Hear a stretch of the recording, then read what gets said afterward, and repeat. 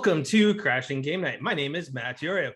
Tonight, after an 8-month hiatus, which is kind of like the length of the Rockies' abysmal season this year, host of the DNVR Rockies podcast, as well as Final Fantasy podcast, Drew Creasman is back on the show with us tonight. What up, Drew? Big Drew. That would be our Ready Player 2, Free Gerard Barrera, the Beanied one. Hello, what's up, my nerds? How's it going? How you all doing? I'm happy to hear all of you. Happy to see all of you. Happy to be here. Hey, what's up? How's it going, guys? It's going. And the man with the couch, who's kind of back to getting his mane back there and growing in that nice little beard. Our version of Link meets Kratos, who's down to 1.5 hearts, is the Lion's Mane, Jason Valerio. How's it going, guys? What's up, baby? Today, Drew, welcome back to this couch. I think it's a new couch. It is a new man. Welcome, dude. You were on. Yeah, so, couch upgrade. I must say, it is rare that I am twice outbearded in a show. Thank you, man. Rare situation that happens. Now mine's in between tight mode. I got to tighten it up for work. Yeah. In the summertime it gets tight. In the winter time, we'll come back on. Matt's got. Let's not discount what Matt's got going on. Right. Yeah. I mean, it's got a style going. Drew, you live in. I might actually be in 4th place right now. I mean, Drew, you live in Boulder, so you kind of get a free pass. Yeah. If we could do all-time beard pictures, I still feel confident I could come in first. If we go all-time beard. I don't know, Jason, man. Like Jason I think Jason might give you a run for your money. I used to have the full. Me, no. I've always playing around where, like, I think there was one time where I fully grew up my beard for a month, and that was the longest. And like the next day, gone. Mm-hmm. So like, I'm Jason had his where he could actually braid it. Jason could have braided it. I had the full Kratos. I also had a braidable beard at one point. Okay, so that would be a good comp. We need to compare, for sure. Yeah, definitely. But I got to keep it high and tight. It's the word high and tight. Yep. I lately been calling it the face mask beard, where I just literally put the face mask on and just shave all the stuff underneath. And right, that's actually been helping. So like keeping it in line. Yeah, keep it in line. Not uneven, as I have actually done that before. I just keep looking at the angles. I just keep doing my angles, and then never straight. Oh crap! Oh. Gotta show a little more on this side. Too much. Right. Too much. So the troubles of having a beard. Sorry, Matt. Right. No, it's all good. So Drew, how have you been? I know it's a abysmal kind of season for our boys. We have a Dodger fan with us. How's it going? Yeah. Yeah. Hey, that's a wild card team. The Los Angeles Dodgers are a wild card team, from what I understand. That's true. Dude. The Giants, dude. I don't understand that at all. It's the dumbest thing in sports right now. Like, okay, because fine. I think it's funny is they trade Mad Bum to Arizona. Yeah. They start skyrocketing, and Arizona is now in the basement. Totally. I single-handedly won the World Series. But yeah, no, I mean the Rockies, luckily they're fantastic at home. So they make that fun. Other than that, covering this team is rough sometimes, but I always have fun with it, man. You know me. I can always make it fun, have a good time. It's also nice to have the Final Fantasy show to jump into occasionally when it's like, I don't feel like thinking about baseball at all today. That's when and I'm like, oh, okay, I'm gonna play Final Fantasy for 4 hours, then I'm gonna edit a Final Fantasy podcast. Yep. So Jerry, real quick, Newman says you need to invent a beard beanie above, beanie below. That's actually a great idea. Like maybe have it be a full onesie, and then like I just pull it over, and then like, oh, it's it's covering the beard. It's That's usually a called a good ski idea. mask. I was gonna say, isn't that It's called a ski It's a mask. ski mask. Maybe a more elongated ski mask. That's a baklava. We just thought we invented the wheel, guys. I'm sorry. Like, dang, man. I still think there's wow. Newman's firing shots. wow. And you know what though? Damn, It's that's funny. dessert. I mean, it's needed after the week he and I have had at work. Just saying. But no, it's with Drew with Final Fantasy Podcast, you guys have actually taken a different route last couple episodes, and you're talking my all-time favorite game that got me into gaming in Chrono Trigger. Yeah, we have decided that Chrono Trigger is technically a Final Fantasy because it is part of the multiverse. They put Biggs and Wedge in there, and that makes it part of the Final Fantasy multiverse. Yeah, I could see that. Or the same universe, they just went on, their own adventure. Well, together. different time eras, Yeah. It could be a okay. thing. So yeah, multiverse. I mean, you could also argue that maybe Lavos was Meteor. Right? Like there's a lot of parallels. Like there's a ton of parallel crossover themes. They do like battles on the big bridge. There's the fact that the soundtrack had to be finished by Nobuo Uematsu. That Hironobu Sakaguchi was, one of the main writers on the project. It was basically. I mean, it was the Final Fantasy and Dragon it was the Ball All-Star and Dragon team Quest together. Yeah. I mean, dope. we never got that team ever again. I know. It's brutal. That game is so good though. So we've oh god, yeah. It is. We had a nice conversation last week about what got us into gaming, and for me it was Chrono Trigger, and Jason it was Shining Force. Yeah. Yeah. Oh, and so good. Which when you guys were doing your one episode, remember I brought that up, Drew, as one of those gems that people need to play. So the reason here's you reminded me of one other thing I want to point out, because I think your audience will dig this. The real reason we talked about Chrono Trigger on a Final Fantasy podcast, we justified it, I think, very well.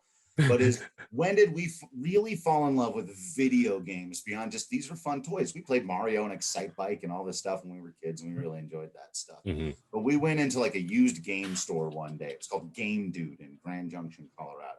Yep. Nice. Used copies of Super Nintendo games for like $10 a piece. And we didn't know anything about it. We went in because we had heard about Final Fantasy 3. It was called at the time 6, right? Yeah. Yep. That's what we went in there to get. The guy also had Chrono Trigger and Breath of Fire 2, maybe. Yeah. Mhm. So that's the haul that we walked out of there. And we also got Final Fantasy 4 or 2 at the time. Yeah. You So hauled Chrono out of there with Trigger- Chrono Trigger and all of that. Sweet. We must have spent like $45. We got Breath of Fire, Final Fantasies 4 and 6, and Chrono Trigger.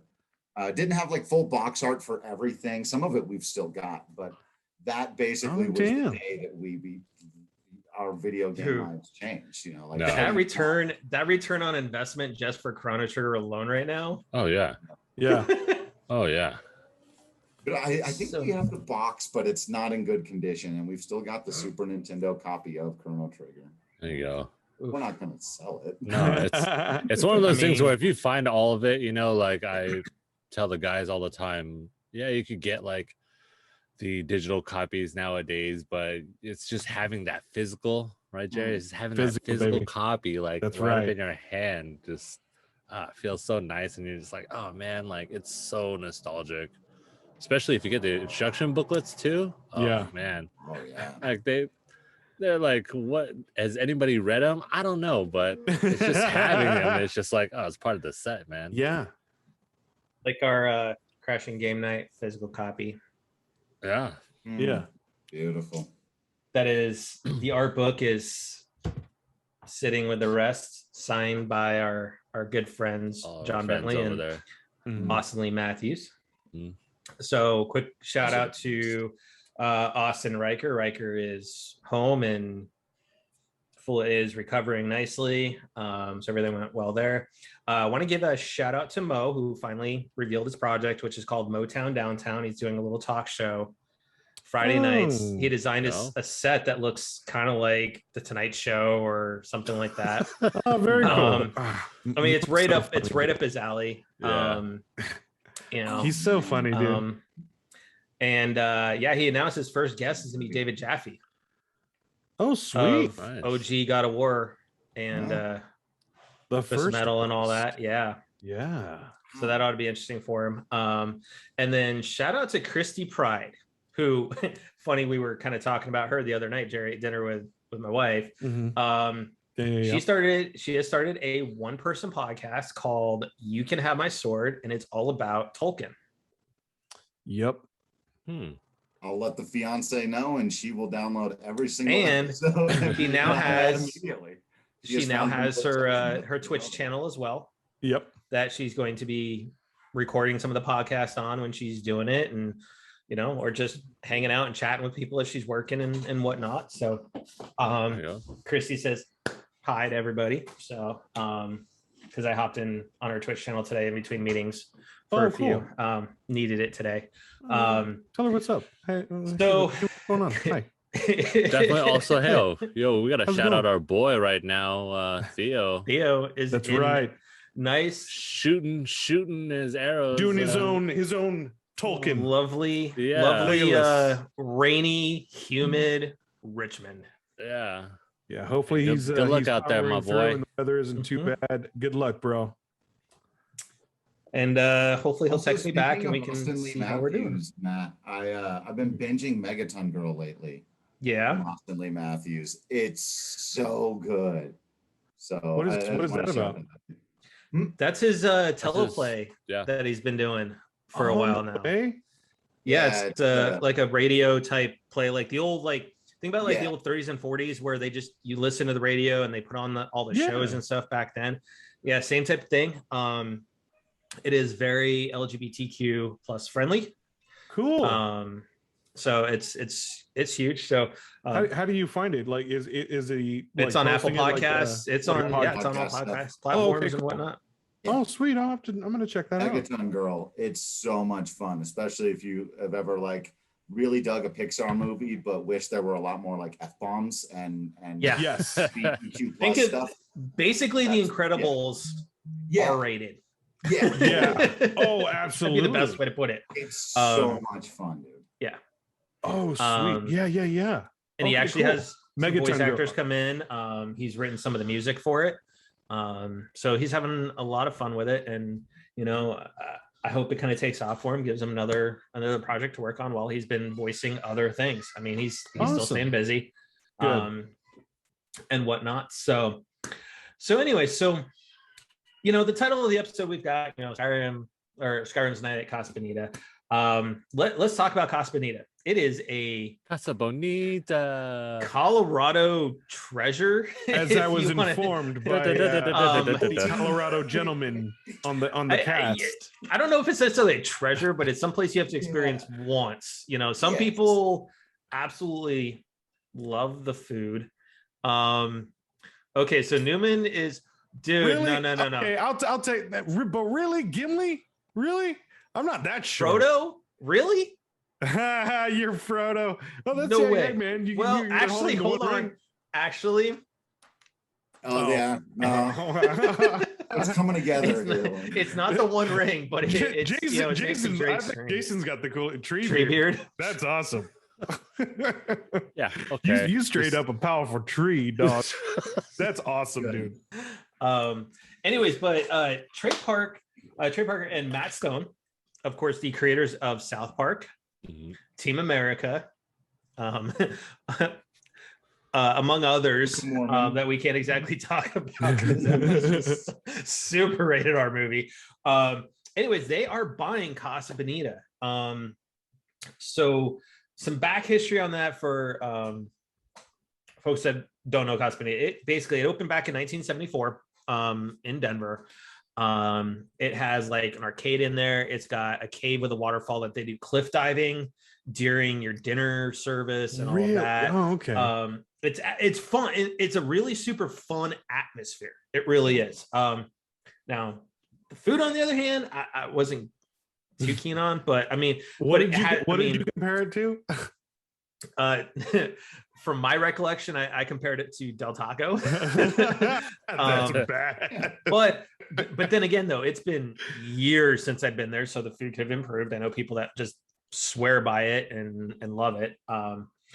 But then again, people also swore by the amazing menu at Planet Hollywood, and that was a burger joint, and that place wasn't that great. Planet Hollywood. Really? Oh, I'm sorry for all the youngins too. Let me explain. Planet Hollywood was an old in the 90s, so huge because it was very Hollywood themed, because it had a bunch of movie props and posters signed by the actors. And some actors even franchised them. They were terrible. Yeah, they're not great. They were not great, and they were way overpriced. Way overpriced. I mean, Sounds it's like the Hard Rock. Sounds like Hollywood, though. Okay, yeah, I would say it's like that. Yeah, Hard Rock would be a good one. Or WWE New York when it was still there. Dude, I went to WWE New York. Did you? It was super cool. I mean, there was a lot of wrestling memorabilia in there. Oh, cool. I mean, at the time I went, like the Hardy Boys were like big. So at that time, so that kind of gives you the era that we're talking about. It's no longer there. I don't even know what it is now. How many other near misses you and I have, Matt? Like, we didn't run into each other at the Blockbuster in Boulder. We didn't run into each other. I know, right? I worked at that Blockbuster for a year and a half before I transferred. We might have. I mean, maybe. It was I rented movies from you. Honestly, it was like me and one of the other guys there. We were always recommending like Clerks and Mallrats and whatnot. Dude, it's entirely possible that before we met again, we had an entire right. And then it's entirely possible. And then I went down to Baseline. So this was 2000. Yeah, 2000 is when I was there.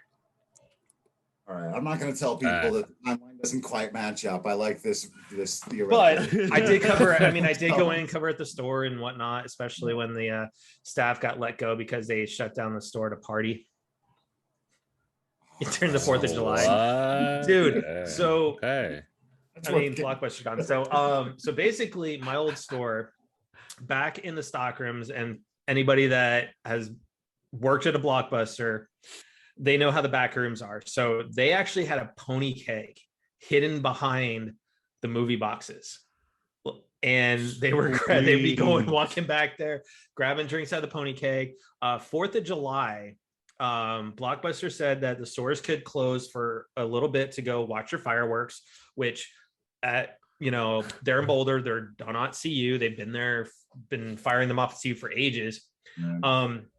They basically they watched the fireworks, came back, clocked out, and left for the night. Got hammered. The fireworks. Hilarious. So yeah, you want to talk about a Clerks moment? That store like epitomized. Kind of sounds like some of the RTS video. Yeah, but we used to pull that stuff all the time. Yeah, we have where the store that me and Jerry work at now, there's a set of new rules that they implemented after we left. That was because of us. After we left.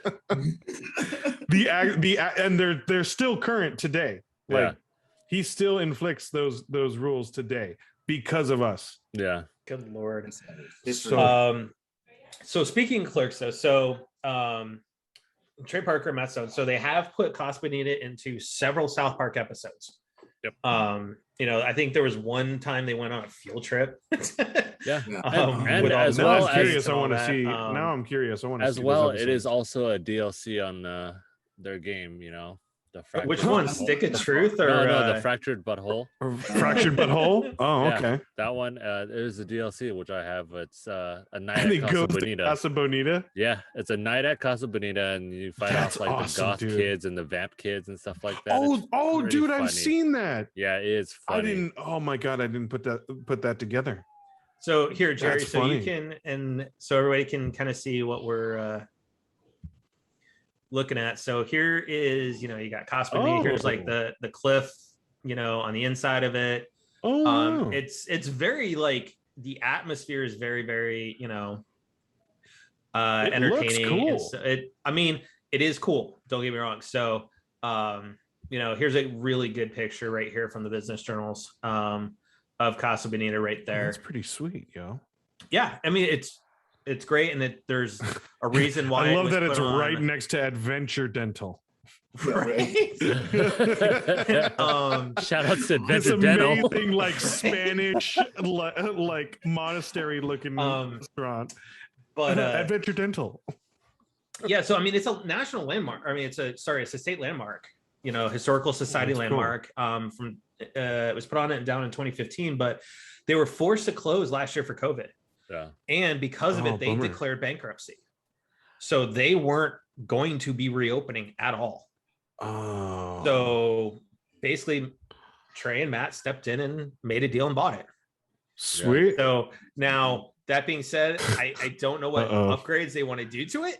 Yeah. So I'm assuming it's something South Park's going to go in there. Oh, some South Park or as a note to it. So the Team America. I feel that they're gonna keep it like how it is, just obviously make it better, and then maybe put like an Easter egg or two in there. There has to, oh, probably. you know. They'll definitely a facelift, but they won't they're local boys. Like they wouldn't screw with Yeah. Like up on the waterfall, you could hide like Kenny up there. Yeah. Or he's already like somewhere underwater dead. Totally. There's so many things they could do. But free taco if you find him and say, "My God, they killed Kenny." Yeah. Oh, that would be a good one. Like they hide a Kenny somewhere in the restaurant. Yeah. Every day or every week or something. That would be funny. So since they made all that money and they're doing that, and people have been talking here because obviously everybody wants Dick Mumford to sell the Rockies, right? Or like maybe Matt and Trey can buy the Rockies. Dude. Well, dude, they probably could, right? With this $900 million deal for like however many more seasons of South Park and 14 movies they're gonna do. It's like I was like, why are we calling it 900? Just call it $1 billion and let them buy the Rockies. I mean, and if MLB does what they want to do, I don't think the Monforts are going to want to continually spend $100 million a year on salaries. Open. Well, I mean, I could see them kind of doing it, but at the same time, I think they might legitimately do it. I mean, you can't have, excuse us, fellas, you can't have half the teams in baseball purposely trying to lose. It's not good. But we can't have like 6 or 7 Kansas City Royals. I mean, or Tampa Bay Rays, or Florida Marlins. Just be bad on purpose. Jerry doesn't understand what it feels like to lose on a consistent basis. He has no idea what we're talking about. Right? No. in multiple sports. Yeah, you don't just buy all of the best players and bring them to your city of lights and put them in movies and watch them fail. Give them franchises. It's okay. Close to winning I mean, but so talking about experiments, because we don't know what MLB is going to really do right now, other than the Indians are going to be called the Cleveland Guardians now. But I mean, fair enough, though. Isn't also something going on with the Chiefs too? Like, aren't they getting the Chiefs are so the Redskins are called the Washington Football Club now. Yep. Oh, that's which is kind of funny because you hear football club and you think soccer. Yep. That's such a boring name. I know the Braves people keep trying to get the Braves to change their name. The Chiefs. I know people have tried to get Florida State to change their name from the Seminoles. However, the Seminole tribe, though, has given full autonomy, and they have a very long-standing relationship with the university. And I think kind of like Drew, you put out about Spokane. It's similar along those lines where the tribe has a really, really good relationship with the team, and it's very much. It's very much symbiotic. Cool. So that's cool. But so Shang-Chi, we know it's opening soon.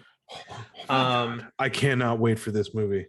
Neither can I. A lot of people, including Straw Hat Goofy, we've talked about on from TikTok, and Jay Stoops, who have a podcast and stuff. They're huge on the Marvel side. They actually got to go to the premiere. Yeah. Jay Stoops said that she loved it. Yes, and she was very she was really impressed by it. So I can't wait. I'm excited. One person who's not so keen on everything is Disney CEO Bob Chapek. So he called this an experiment because they're going to basically do a 45-day window in the theaters and then put it on Disney Plus. I love the answer back that the main actor, the Simu Liu actor, he went off. I love his response. He said, and I quote, because he put this out on Twitter and everything, "We are not an experiment. We are the underdog, the underestimated. We are the ceiling breakers. We are the celebration of culture and joy that will persevere after an embattled year. We are the surprise. I'm fired the F up to make history on September 3rd. Join us." And I am going to join. I cannot wait. Wow. Absolutely. Such a great response. And like not that like that's a not just a mic drop moment, but that's a middle finger mic drop. Yeah, but said well and eloquently. Like he didn't like boast. It was well read, and like that's what I loved about it. And just kudos to him, man. And I'm gonna join. I can't wait. I can't wait to see it. Sam, I'll be there. Yeah. But this dumbass, like, talk about an unforced error too. Why would you call out like your own movie? Like, why would you undercut your own project and be like, well, we think people might not like this, and so in the event, so it's an experiment. It's our plan. Yeah. It's like, what happened to the first movie that you put out like that, which was Black Widow? Yeah, I think it was on the earnings call, so I'm assuming it probably got discussed, financial numbers and everything, and they were looking at all the last couple of movies they've done have been streaming and theaters at the same exact time. This one's going to be a theatrical release window, which I kind of understand where he's going with it. Using the word experiment was probably not the best choice of words. But when you think about it, you're going theatrical only for 45 days. At a point when COVID is starting to spike again, and Hollywood does not know if LA, what's going to happen. I mean, the reason a lot of people are thinking the reason that Sony hasn't put out a trailer for Spider-Man is that they don't know if it's going to be delayed because of what COVID's doing. Yeah. So I get kind of what he was trying to convey, maybe. Oh, totally. I don't know the full context, but like I said, choice of words. And it reminds me a lot too. I hate to keep bringing it back to baseball, but that's what I'm. This just happened with the Mets owner, Steve Cohen, tweeting about how much the team sucks right now, and it basically split the fan base in two. There's some people that are like, "Yeah, that's right, get them," and then there are other people that are like, "Dude, that's your team. It's your team. What are you doing?" Again, why are you undercutting your own project? And people were saying, even if this is true, you didn't need to say it. And that's kind of the same thing here. It's like, or you should have said it better. Understanding that your position is one of, the GM of the Cardinals did something similar a couple of weeks ago when they were on that big losing streak, and they're now 12 games out of first place. Damn. Our star third baseman that we traded away for, we got Gomer and a couple other people, right? I mean, plus we had to pay them $50 million to take him. They're sucking, and he's like, well, I don't know what we're gonna be able to do. It was so and then their stadium, they couldn't even, I don't even think that thing was a quarter full in that picture they sent out today. So now some good news though in all this is Anthony Mackie's coming back for Cat 4 as the Captain America back. And love it. I love it. And Malcolm Spellman, who was the co-writer of the Falcon and Winter Soldier, is going to be doing the script. Right. Good.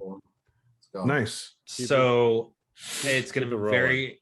Yep, the continuity is going to be there. Yeah, cool. And exactly. it's going to have the same tone. It was a great tone in that from that show.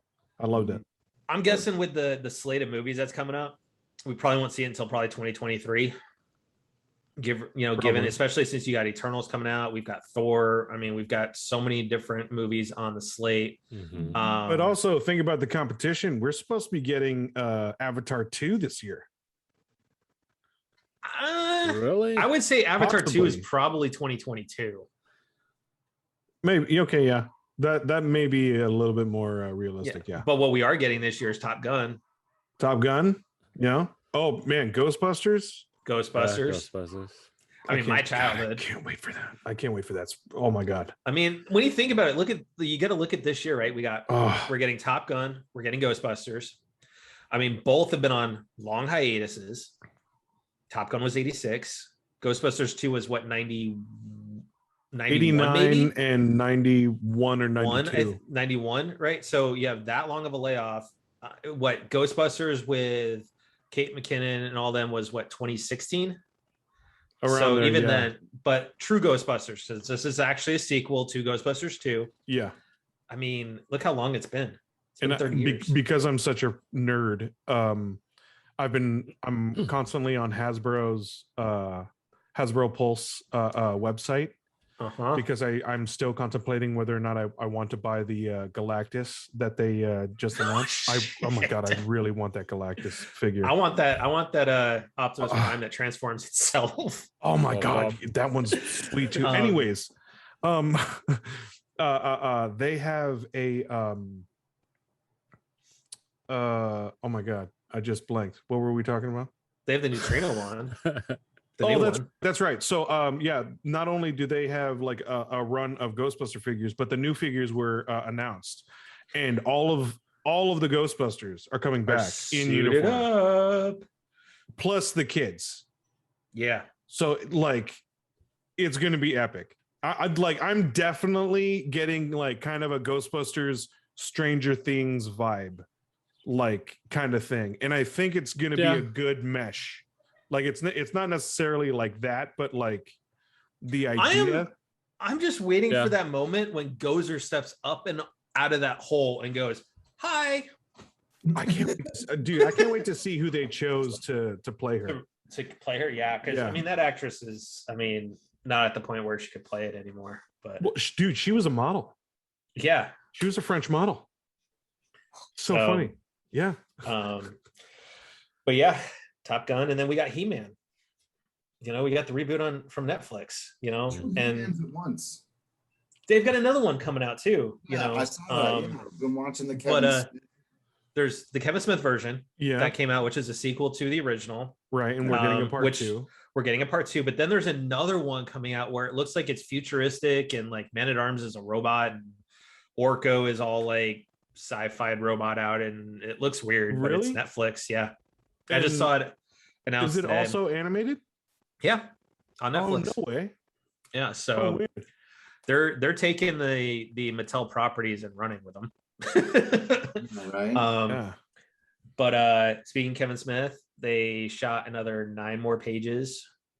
Oh man, of Clerks 3. And they did do a before and after picture. Yeah, I saw that everyone. tweet. So Elias is back working at the Quick Stop now with Dante and Randall. God, Rosario Dawson does not age. She does not, right? Oh my God. She looks the same. Ridiculous. As that picture from Clerks. Everyone else looks a bit older, except for her. She literally looks the same. Mm-hmm. She looks amazing. And she's hot too. What's up? How's it going? Right?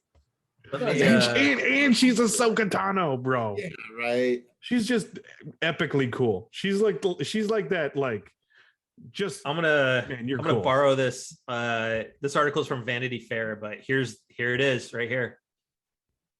So awesome. Elias, Dante. Well, you know what really sucks though? Rosario Dawson's character is still working at movies. Yeah, I mean, and look at this, right? Look at them from back at Clerks 1. Look at that. So during the whole article is that this takes place. Randall has a heart attack.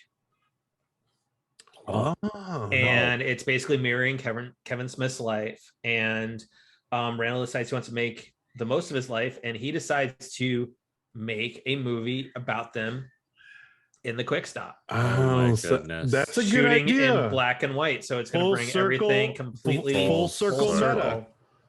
Yep. Dang. And That's Kevin cool. Smith did say he wishes he could have done like 18 of these movies, and that he didn't put Dante and Randall on the back burner because Jay and Silent Bob kind of took off. So yeah. Yeah, it did. So and sorry guys, once again, hashtag free dogma.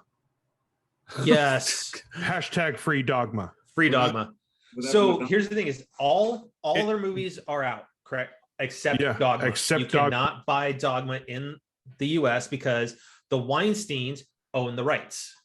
And they refuse to release the rights. Using to put the movie out on Netflix for a while or something like that. No, it hasn't been on any streaming service that you can find. You can't get it on iTunes. The only recorded releases were for DVD, and I think it got released in Blu-ray, but it was limited, and they got taken off the shelves real quick because Best Buy had it. They were Canadian labeled too. Okay, see, that's what it was. So yeah, man. And then they got pulled. So yeah, free Dogma because that's the only one I need. I have Clerks animated. You know, I missed that movie. It was great. Is it safe? You know, Milk Lady. So Alanis Morissette is God. I loved it. Right. I mean, Alan Rickman. Oh, and Alan Rickman. He was one of the best. Salma Hayek as the muse. I mean, Chris Rock as one of the apostles. Oh my God. The 13th apostle. I mean, Matt Damon and Loki. The first which that's what they're saying is like OG. Technically Dogma is kind of part of the MCU because it's Loki. That'd be funny. But along those lines definitely is in the MCU. Yeah, it is. Yeah. Stan Lee. The script on the train in Captain Marvel. Yeah, that's true. He is in. Yeah, he is. It is part of it, so you could kind of connect it all. So, now, much like the Strip Down Memory Lane, Skyrim, a PS3, Xbox 360 title. I'm shocked we are still talking about it. It's never gonna die, dude. Just like GTA. Auto having some kind of like they're having a pissing contest. Pretty much. And I can't dog it because I'm gonna buy GTA when it comes out for PS5. I'm not and I'm going to replay it. I mean, there's just some games Rockstar has my soul. Like, they do. Oh yeah, Red Dead. I'm currently playing my fourth run. Yeah, I love their games. Oh my God. Yeah. I mean, honestly though, if Square actually came out and said, "Here's Chrono Trigger," I would be like, "Here's my money." Yeah. You know. I mean, there's some franchises you just say, "Here's my money," regardless of what it is, right? I mean, you look at Mass Effect Trilogy, right? That's been clamored on for ages for people to get that, and it's like, here's my we're money. happy. Yeah, we're happy. Those pixel remasters they just did for Final Fantasy, the early game, and I was even a little bit skeptical about those because, like, I've played these games before many times, but these remasters are incredible. I want to say, I'm gonna say this, Drew. I think it is complete BS that they're not putting those on consoles, and their response to the whole backlash on why they're not on Switch and PlayStation and Xbox is, well, if there's enough demand for them, we'll put it out. Are you kidding me? This is Final Fantasy. Come on. I mean, you print your money. I'm assuming they will eventually, so I'm only. But they take their sweet ass. I mean, time, but look at it this way: 7, 8, 9, and 10 are already on the Switch. Right. You know, those are already on PlayStation. You know, they're starting to bring some of them out on Xbox for Game Pass. So print your money. Like, it's already been showing that people are willing to fork out $15-20 for each one of these games that are 30 plus years old. Right. Yeah. Did you guys know that Final Fantasy VII was on the Game Pass for a little bit? Yeah. The OG. Yeah. OG. Oh, the OG? The Yeah. OG. Yeah. I was like, man. Yep. See, I mean, that's how influential. Like So the retro I still have my JRPG original has copy, been, you know? my PS1 copy. So is FF13. Oh, Bring wow. it to PlayStation, Square. Seriously though, Bring it to I need to PS4, replay PS5. it. It's the game in the Yeah. series I most need to replay, and I can't. And it is not a B-level game, Drew. Hey, like I said, I need to replay it. I didn't say it was a B-level game. I said it was a B-level Final Fantasy, and you have to understand the esteem with which you hold Final Fantasy. Like my S tier Final Fantasy games. I was okay with that S tier, but greatest Academy Award winning films of all time. Like you got to understand, like Final Fantasy 13, I think is very good, but it's just not. It has its ups and downs. I will agree with where you put Lightning Returns and all, and like 10-2 and it got a little bit out of hand. So Skyrim. What if? So Skyrim is the Elder Scrolls game that won't die. Yeah, and stay on where it needs to be. So it's not coming going to until it's coming to current gen with fishing. Sweet. So I know all they decided about that. to go. I know all about that addiction. You know. So, lastly, on the gaming side, so Among Us, right? We know how popular the game is. Yes. So Fortnite. Let's talk about Epic for a minute, because we know how hypocritical Epic is, especially when they try to sue Apple, and that got them laughed out of court. Which during that whole thing, it got released out that Epic also offered Sony a couple $100 million to put 4 to 5 PlayStation exclusive games on PC. Exclusive.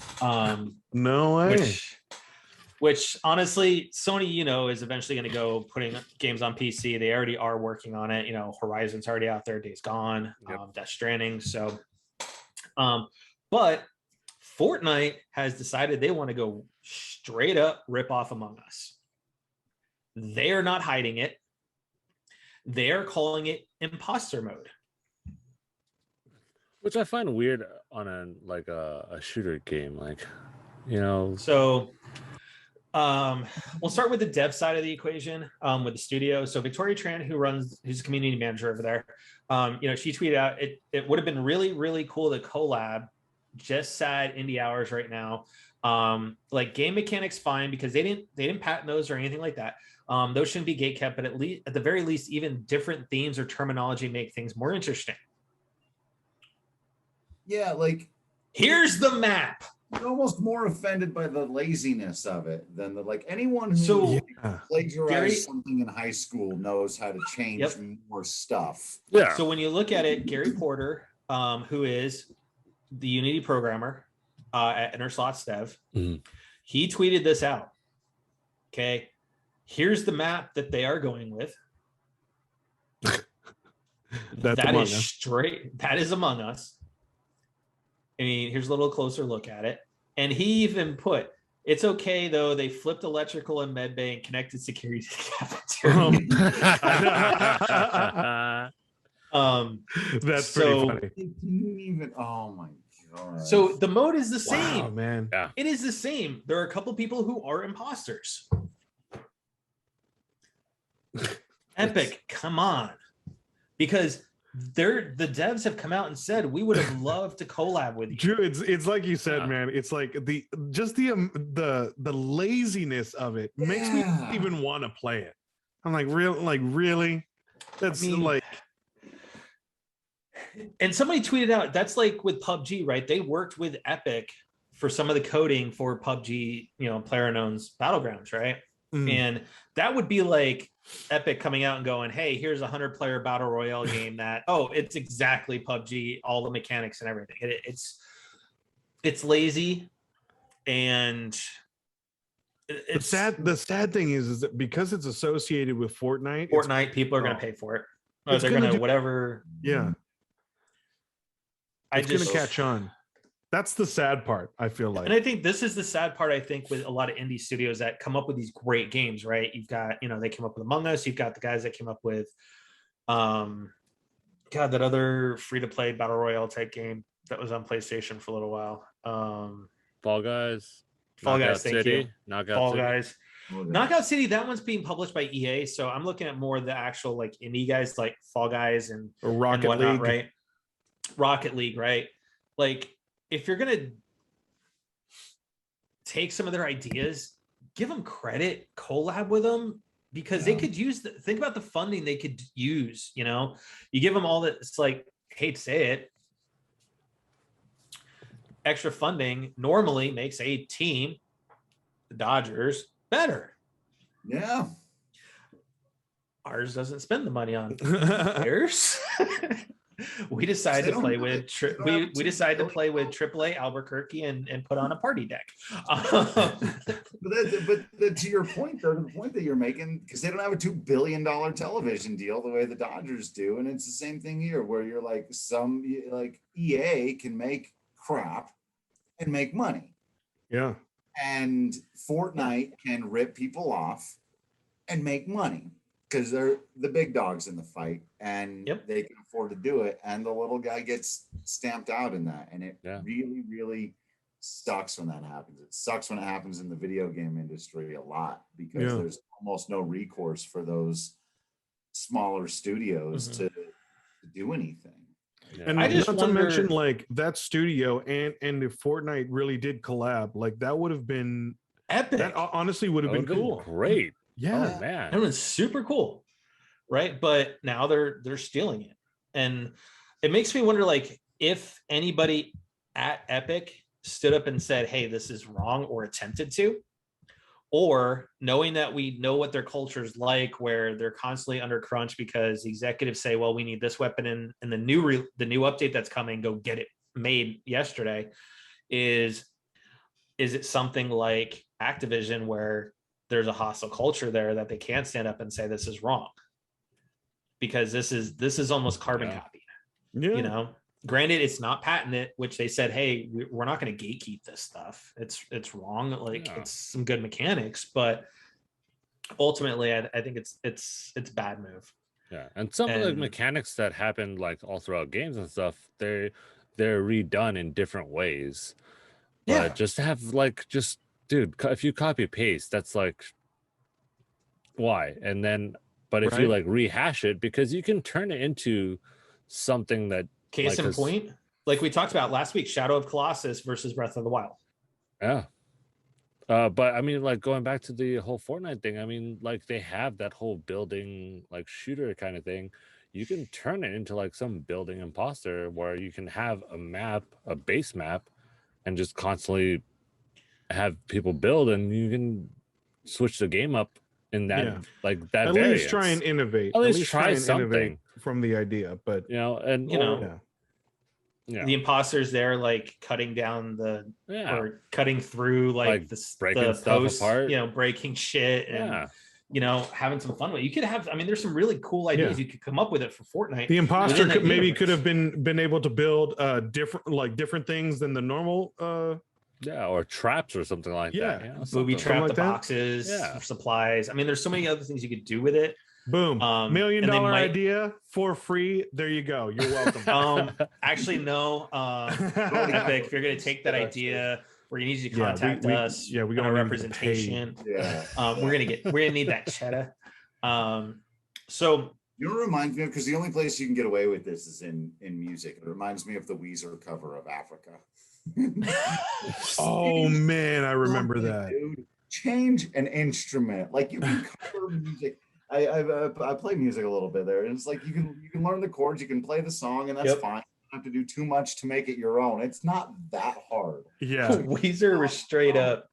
It's like, this is in the same key. It's got, like, change one instrument. I heard. Yeah, I remember that. It was just like such a weird reaction to it. Like, Well, I mean, it sounds like the song, like it's Nailed good, like, but why? When they played it, you'd be like, "Oh, this is dope." They're playing it exactly how it sounds at their show. Fine, but to literally release a record of you playing a song exactly how it goes. I mean, like, but we have the original. Yeah, it was just so weird. Already on the radio. Yeah.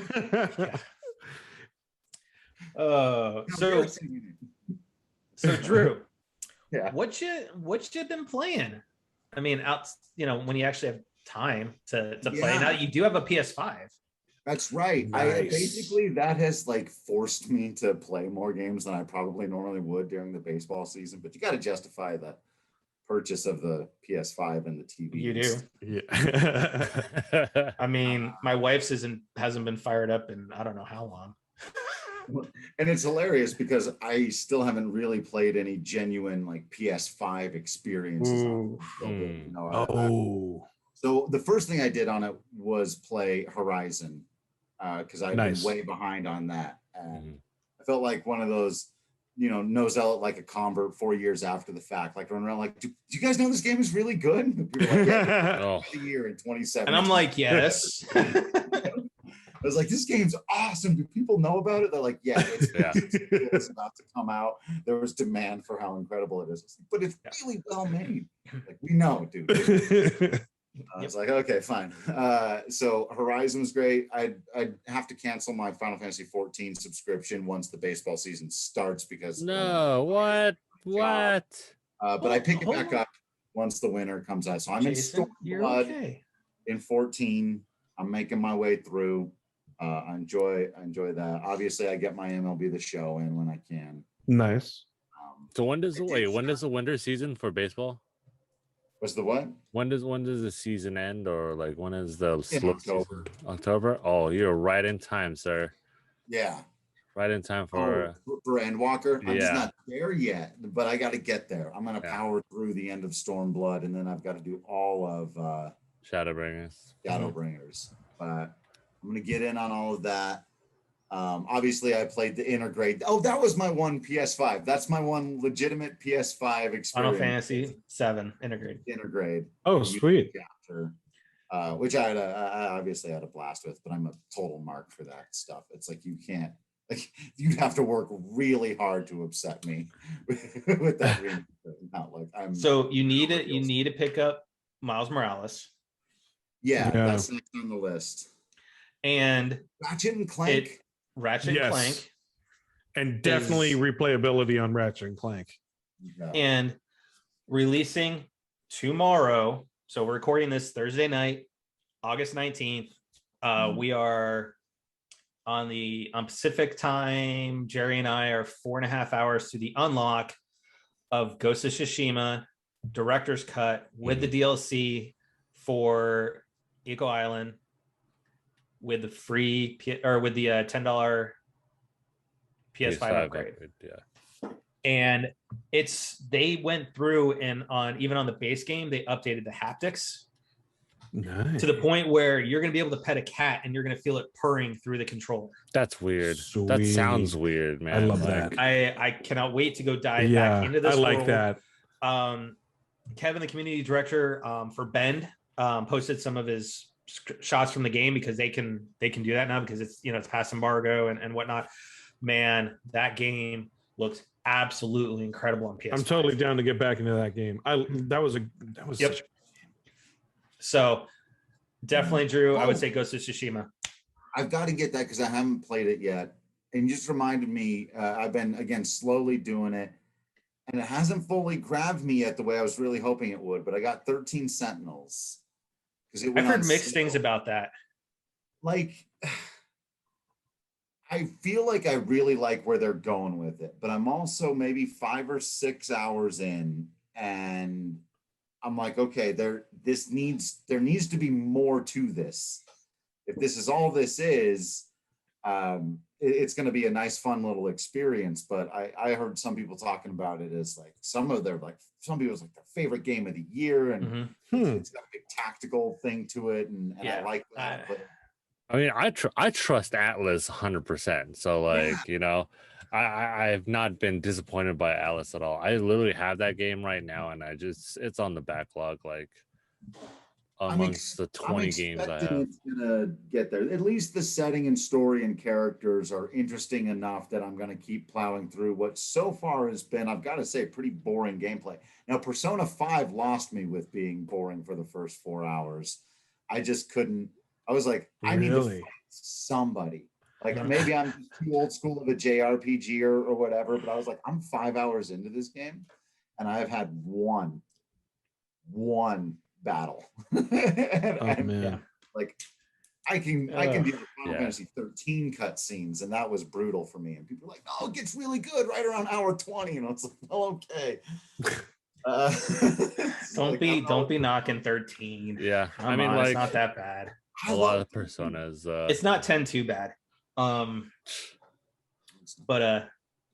Jerry, what have you been playing? What have I been playing? I've been finished. I'm almost finished with my new run of Infamous Son, or Infamous Second Son, and then more of Mario 3D World. And I dusted off some Valhalla. Actually, what? Interesting. Yeah, man. I've been waiting for this one update for. I've been missing one-handed swords, and they finally put in one-handed swords. So I'm back, kind of tinkering around and playing. You're going back to bloatware? Yeah. I'm still trying it out. Yeah. But it's pretty enough. Jason? But yeah.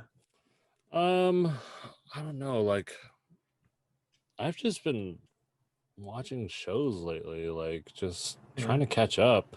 I still play Division 2 with the guy with my coworker on Wednesdays, you know. Just one of those. I like thought little, I moved on, but it still hurts. It still hurts. Little 1 hour or 2 hour raids.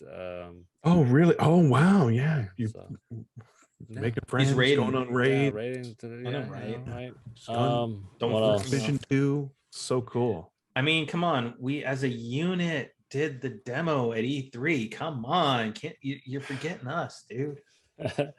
My Final Fantasy 14. It's been.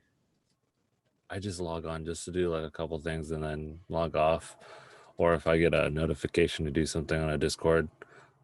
Other than that, I haven't been really playing it. Waiting for Endwalker. Other than that, like just been playing. Been chilling. Yeah. You know, trying to relax. Been stressed out at work lately, so just need to relax. God, yeah. Matt, what have you been playing? I started back up playing Ace Combat 5 and 7. Preparing for I did some movie coming out soon. Well, that and I added more to the collection. Nice. I got in the Smithsonian has a diecast replica line of some of the actual fighters and stuff that they have at the Smithsonian. They're outside Dulles. Oh, so sweet. I managed to get a hold of the Tomcatter's VF-31 Tomcat that is actually there at the museum that I have photographed a ton of. I have a picture of me and my oldest boy in front of the Tomcat. So I thought, hey, when I saw the paint job and everything, and I was like, I gotta have it. So it's right now it's sitting in between my one for the VF-103 and my Top Gun actual Maverick and Merlin replica F-14.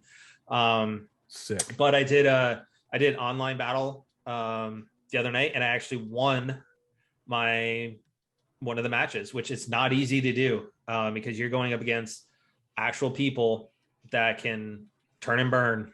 And on Ace Combat? On Ace Combat 7, yeah. That's pretty sick. It was a lot of fun. I do run the Jolly Rogers VF-103 paint job on both my F-14 and my F-18 on that game, so it's a lot of fun. It's even better when you shoot one down. But no, it was I won using a Tomcat in a no super weapons game. So it was just straight up missiles and guns and skill, and it was old school. So that was a lot of fun. Still playing MLB The Show. How is your team doing? How's your Rockies? I am now at the All-Star break. Oh. And with my Rockies, I have 60 wins at the break. Wow. Best team in baseball. I have the best pitching staff in baseball. Herman Marquez is leading the Cy Young race with a .82 ERA and 135 strikeouts. Nice. I have the best batting average in baseball. Now, granted, I don't have the most, runs scored, but when you look at my differentials in runs scored and runs against, you can see why I'm actually, at 60 wins and starting to put some distance between myself and the Dodgers. They've gone on a little bit of a losing streak. I am now 4.5 games up on the Dodgers for the division right now. So it is very, very beautiful, and I can't wait to go actually play them again. I'm back into that, hitting that division side of the break, so I'll be playing the Dodgers here again. Sweet. But yeah, so and been playing New Super Mario Brothers U on the Switch with the Code Dog. He has moved on to actually playing side-scrolling Mario. Nice. And that's how we all start. He's doing kind of decent with it. Now, granted, he's had to switch into Nabbit quite a few times, which, can't really be hurt unless you fall off or, hit the lava. But he's jumping. He's figuring out how to move up the map, across the map. So it's great to see. It's like, wow, is that how we were when we were kids and playing Mario for the first time? Yeah, and definitely. And whatnot. So, and then I re-downloaded Control for PS5. I want to kind of go back and give that a full run. And I love Alan I've kind of been interested in that game. But haven't really. Yeah, I mean, I love Alan Wake, and it is part of the Alan Wake universe. There is huge tie-ins to it. So, and I've heard good things about that game. Yeah. So it was part of PlayStation Plus a while ago, so I picked it up. So I'm gonna I have it too. I might want to try that a little bit of a run, but because what it got a lot of comparisons to was Infamous. Like it had a lot of Infamous and obviously Alan Wake vibes. So I did try and do a little bit more of Shadow of Colossus, but to Jason's point, he was dead on. If you don't get it, you don't get it. Yeah. And if you don't get it, you don't get it. It didn't connect with me, so I'm like, it's okay. I can move on. It's not that big of a deal. So for me though, it's going to be Ghost of Tsushima. I'm diving back into that world once that thing fires up tonight. And then also Tetris Effect. Tetris Effect Connected has come to PS5 now, which was over on Game Pass and stuff. So I will be diving into Tetris Effect. I love that game. But I also started reading. Started kind of trying to do that at night now again. So I'm reading Shoeless Joe by W.P. Kinsella, which is what Field of Dreams was based on, which MLB did a very, very good, touching tribute to Field of Dreams for the game against the Yankees and the White Sox.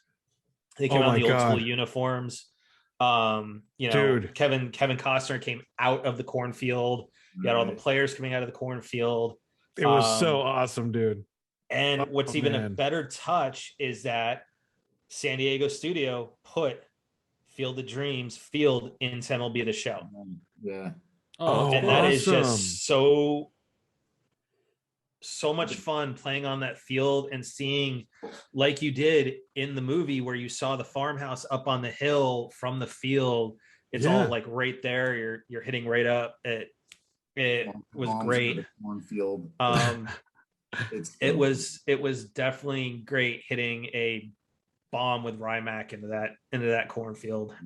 That's cool. So yeah, so I'm kind of doing that, getting back a little bit into reading and stuff, trying to maybe find some ways to calm, settle down, relax at night, and kind of take a break a little bit from kind of you and your comics. So so with that being said, to everybody that kind of joined us in chat tonight here on Twitch, and those are going to be checking us out here on on the podcast platform of your choice, or rewatching the feed tonight. Thank you for joining us. Drew, as always, we got to get you on more than just once every 8 months. But you've got 2 podcasts you got going on, and occasionally you've got that the Rockies aren't playing, and then I'm not the podcast. Right. I mean, do you guys even do DNVR gaming anymore? Not as much, man. I got to pick it back up. That was supposed to be picked up by someone when I was doing baseball more, and it got sort of dropped. Yeah. So, you got Broncos are firing back up and whatnot. Yeah. So that's understandable for you guys. But yeah, thank you guys as always for hanging out with us. And as always, if you like the show, guys, tell a friend. I'm Shane. The shenanigans. We're gonna get back to more of that again, like we did tonight, like we did last week. It's just gonna get back to having some fun. It being us. Yeah. We'll figure out something with the beanie one over there. But real quick update. What? Theo said he is doing he's doing okay. Okay, good. Feeling pretty good, but the weather's brutal. It's 0 clouds, high of 93 with 97% humidity. Okay, so it's a little hot, but at least he can, he's not going to get rained out or anything. I mean, with 97% of humidity, it feels like you're getting rained out. Yeah, that's hot. That's hotter than here. Okay. On a real field. Because he's also walking out and feeling the soul-crushing humidity. Yeah. It's probably all muggy and yeah. Gross. I mean, Newman knows how the weather is on the East Coast right now. But tell a friend, make sure to hit that subscribe button. Leave those comments as well. It'd be nice to see, some of those reviews and stuff like that, guys. But make sure to head on over to YouTube, check our archive. Head on over to crashinggamenight.com, check out our articles. I also did get the shots uploaded. Nice. So those are up and live right now from Ratchet and Clank and Uncharted Lost Legacy. I will be doing shots of Ghost of Tsushima. Obviously.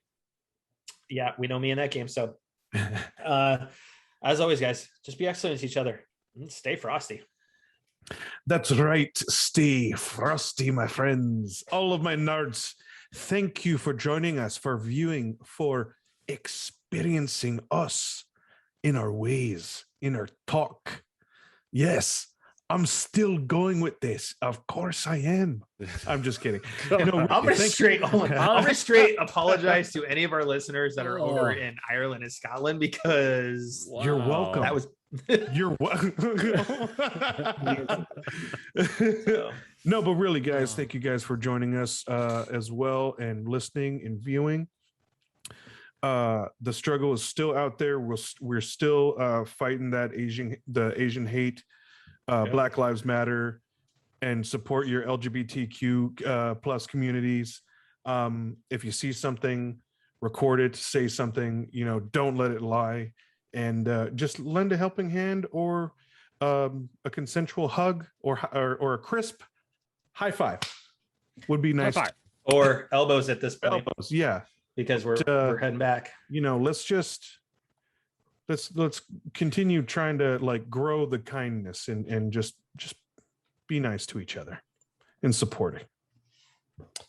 Definitely. And also, Drew, thank you for joining. I'm so sorry. Thank you for joining us again. Oh, dude, you just stole Jason's stick. I'm so sorry. It's okay, Jay. If you want the couch next time, I'll send the couch out your way, Jay. Also, thank you for joining. I wasn't trying to steal your thunder, baby. I know. I'm sorry. I'm sorry, dog. I'm sorry. It's okay. But Drew, thank you for joining us on the couch tonight. As always welcome back here anytime. For all y'all out there, please stay safe. It's at the end of every podcast, I do mean it every time. You want to be able to stay safe out there, 6 feet apart if you can, social distance.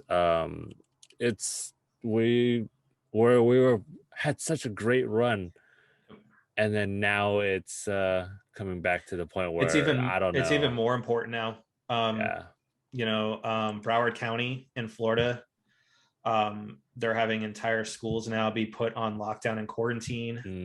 There is a county in Florida that had 5,600 students that had to be quarantined because of one person.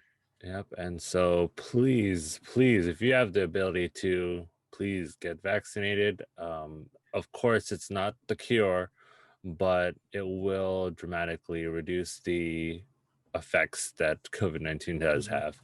So please, if you have the ability to get vaccinated, both 1 and 2, both shots, because there might even be a Boosters are coming. Booster. Yeah, a booster they're actually talking about right now. And they're saying 8 months after your second dose is when you should get the booster. Yeah. So, and if we're getting to that point now, guys, it is very, very crucial that we just buckle down again, because we saw what happened last year. Everybody was holed up for pretty much 2020. So please stay safe out there, and just as Jerry said, be kind and give a crisp high elbow, if you need to. Yep. But for all the others out there, from my boy Theo, good luck again. Drew, thank you again. Until next time, y'all, TTFN, ta-ta for now. Good night, everybody. Laters.